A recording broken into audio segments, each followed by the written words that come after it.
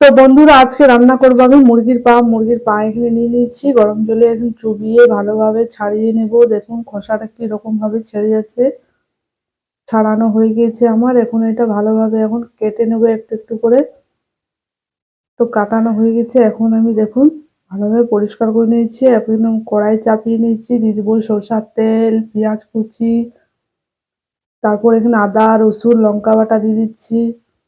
দিয়ে দেবো এখানে টমেটোর পেস্ট, নুন, কাশ্মীরি লাল লঙ্কার গুঁড়ো দিচ্ছি, হলুদ গুঁড়ো দিচ্ছি। একটু জল দিয়ে ভালোভাবে মশলাটা কষানো হয়ে গেছে। এখানে আমি মুরগির পরিষ্কার করে রাখা পাগলা দিয়ে দিচ্ছি। ভালোভাবে কষে নেব। ফির ভালোভাবে আমার কষানো হয়ে গেছে দেখুন। বেশ ভালোভাবে কিন্তু কষতে হবে।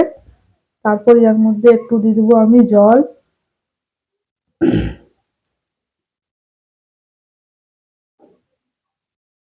জল দিয়ে দিচ্ছি এখানে আমি।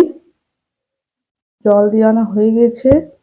তারপর আমি একটু এখানে ঢাকা দিয়ে সিদ্ধ করে নেব ভালোভাবে। চাপা দিয়ে সিদ্ধ করে নিচ্ছি। সিদ্ধ দেখি কতটা সিদ্ধ হয়েছে দেখুন। কি ঝটপট মুরগির পা রান্না হয়ে গেছে। আপনারা অবশ্যই আমার চ্যানেলটাকে সাবস্ক্রাইব করবে। এখানে আমি ধনেপাতা কুচি দিলাম একটু। মুরগির পা রান্না হয়ে গেছে। আর আমার চ্যানেলটা সাবস্ক্রাইব করতে ভুলো না, পাশে রাখা বেল আইকন ক্লিক করবে আর কমেন্টে জানাতে ভুলো না।